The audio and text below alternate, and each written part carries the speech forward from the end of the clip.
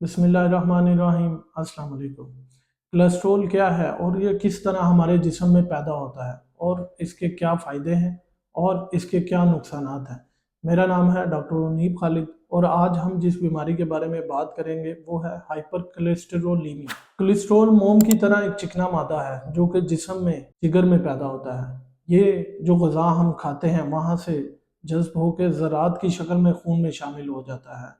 Cholesterol अगर अपनी मुकर्ररा मिकदार में खून में रहे तो इसके बहुत सारे फ़ायदे हैं, जैसे जिस्म की साख्त में शामिल खुलियों की नशोनुमा और सेहत के लिए ये बहुत ज़रूरी है। इसके अलावा जिस्म में निज़ाम और मुख्तलिफ़ किस्म की हार्मोन्स की तैयारी में कोलेस्ट्रॉल इस्तेमाल होता है। इसके अलावा ये जिस्म में हरारत पैदा करने के लिए भी इस्तेमाल होता है। अब सवाल ये पैदा होता है कि कोलेस्ट्रॉल आता कहाँ से है।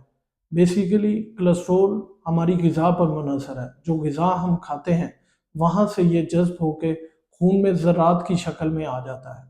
इसके अलावा इसका 80% जो है वो जिगर पैदा करता है। जिन लोगों में मौरूसी तौर पे जिगर में इसकी मिकदार ज़्यादा होती है उनमें कोलेस्ट्रॉल की मिकदार बहुत ज़्यादा होती है, जो कि बहुत नुकसानदेह साबित होती है। कोलेस्ट्रॉल किन ग़िज़ाओं में ज़्यादा पाया जाता है? कोलेस्ट्रॉल जो अशिया जानवरों से हासिल होती हैं उनमें बहुत ज़्यादा पाया जाता है, जैसे छोटा बड़ा गोश्त, अंडे की जर्दी, इसके अलावा गुर्दा, कलेजी, मगज़, इनमें कोलेस्ट्रॉल की मिकदार बहुत ज़्यादा होती है। इसके अलावा डेयरी प्रोडक्ट्स जैसे दूध, दही, मक्खन, इनमें भी कोलेस्ट्रॉल की मिकदार बहुत ज़्यादा होती है। इनके मुकाबले में जैसे सब्जियाँ और दालें, इनमें कोलेस्ट्रॉल की मिकदार काफ़ी कम होती है। इसके अलावा मुर्गी और मछली के गोश्त में, इनमें भी कोलेस्ट्रॉल की मिकदार काफ़ी कम होती है। चिकनाई की कितनी इकसाम है? चिकनाई की दो इकसाम है, एक सैचुरेटेड या सैरशुदा चिकनाई और एक अनसैचुरेटेड या गैर सैरशुदा चिकनाई। सैरशुदा चिकनाई जानवरों से जो चीज़ें हासिल होती हैं उनमें ज़्यादा होती हैं, जैसे कि छोटा बड़ा गोश्त, दूध, दही, मक्खन, इनमें क्योंकि कोलेस्ट्रॉल की मिकदार बहुत ज़्यादा होती है इसलिए ये जमी हुई हालत में होती हैं।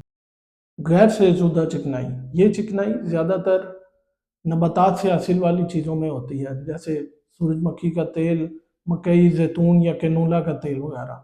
क्योंकि ये लिक्विड हालत में होती हैं, आम दर्जा हालत में, इसलिए इनमें कोलेस्ट्रॉल की मिकदार इतनी ज़्यादा नहीं होती। कोलेस्ट्रॉल की कितनी इकसाम है? कोलेस्ट्रॉल की 3 इकसाम है, जैसे HDL, low density lipoproteins and triglycerides. Cholesterol की पहली किस्म जिसको कि हम बहुत अच्छा कोलेस्ट्रॉल कहते हैं वो है HDL।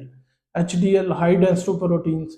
इसका काम क्या है? इसका काम ये है कि ये खून से कोलेस्ट्रॉल और पट्ठों से कोलेस्ट्रॉल को लेके जिगर में जाता है, जहाँ पे वो ख़त्म हो जाता है, जिसकी वजह से खून में कोलेस्ट्रॉल की मिकदार एक मुनासिब मिकदार में रहती है और ये नुकसान नहीं पहुंचाती। खून में कोलेस्ट्रॉल की दूसरी किस्म लो डेंसिटी लिपोप्रोटीन्स, यही वो किस्म है जो इसको हम बुरा कोलेस्ट्रॉल कहते हैं, क्योंकि यही वो किस्म है जो खून की नालियों में जाके जम जाती है और प्लेक्स बना देती है, जिसकी खून की गर्दिश में रुकावट पैदा होती है। कोलेस्ट्रॉल की तीसरी किस्म ट्राइग्लिसराइड्स, ये तब ज़्यादा होते हैं जब हम बहुत ज़्यादा कैलोरीज इस्तेमाल करते हैं। ये उस वक्त काम आते हैं जब हम बहुत ज़्यादा वर्जिश या हम बहुत मेहनती काम कर रहे हो। जिन लोगों को दिल का मर्ज या शुगर होती है उनमें ये ट्राइग्लिसराइड बहुत ज़्यादा होते हैं और ये बहुत ज़्यादा नुकसान पहुंचाते हैं। खून में कोलेस्ट्रॉल बढ़ने की वजूहात क्या हैं? खून में कोलेस्ट्रॉल बढ़ने की बहुत सारी वजूहात हैं। पहली बात तो मैंने आपको बताई थी कि मौरूसी है।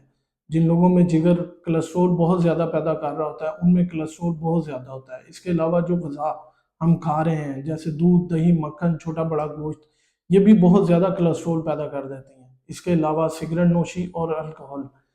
कुछ बीमारियां भी ऐसी हैं जैसे थायराइड या गुर्दों का मराज, जिनकी वजह से कोलेस्ट्रॉल बहुत ज़्यादा बढ़ जाता है। इसके अलावा अल्कोहल, इसके अलावा बुढ़ापा, इसके अलावा मोटापा या फिर वर्जिश का ना होना, ये भी कोलेस्ट्रॉल की ज़्यादती का बायस बनते हैं।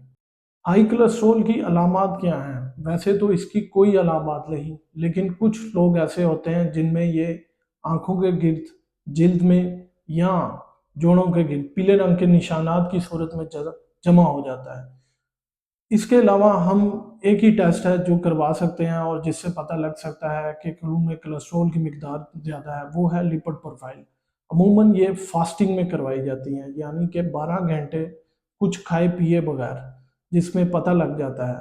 اس کو ماپنے کا ایک اور طریقہ بھی ہے کہ اس میں کولیسٹرول اور ایچ ڈی ایل اور ٹوٹل کولیسٹرول کی مقدار کو دیکھتے ہیں، دونوں میں ریشو کتنی ہے۔ کولیسٹرول ہمارے جسم کو کس طرح نقصان پہنچاتا ہے؟ جیسا کہ یہ خون کی نالیوں میں جا کے جم جاتا ہے اور پلیکس بنا دیتا ہے، اسی طرح یہ دماغ کی نالیوں میں جم کے، جس کی وجہ سے دماغ میں نالی کا پھٹ جانا یا رک جانا، جس کی وجہ سے فالج ہو سکتا ہے۔ اسی طرح دل میں یہ ہارٹ اٹیک، انجائنا یا ہارٹ فیلئر کا باعث بن سکتا ہے۔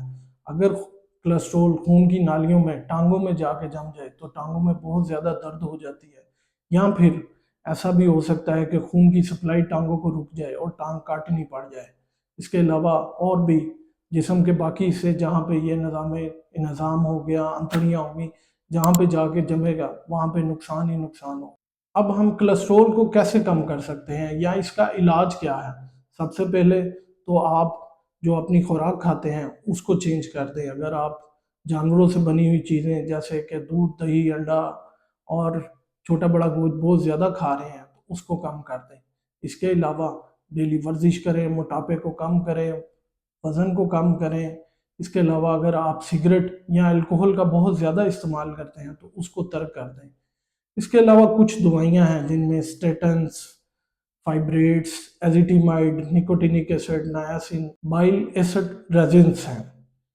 ویسے تو یہ ساری دوائیاں استعمال ہوتی ہیں، لیکن ان دوائیوں میں اسٹیٹنز اور ایزیٹیمائڈ بہت زیادہ استعمال ہوتی ہیں کیونکہ یہ کولیسٹرول کو 20 سے 60% کم کر دیتی ہیں اور ایچ ڈی ایل کو بہت زیادہ بڑھا دیتی ہیں، اور ان کے منفی اثرات بھی بہت کم ہیں، جیسا کہ ٹانگوں میں کھچاؤ یا پھر جگر کا نقصان۔ یہ ان دوائیوں کی وجہ سے بہت کم ہوتا ہے۔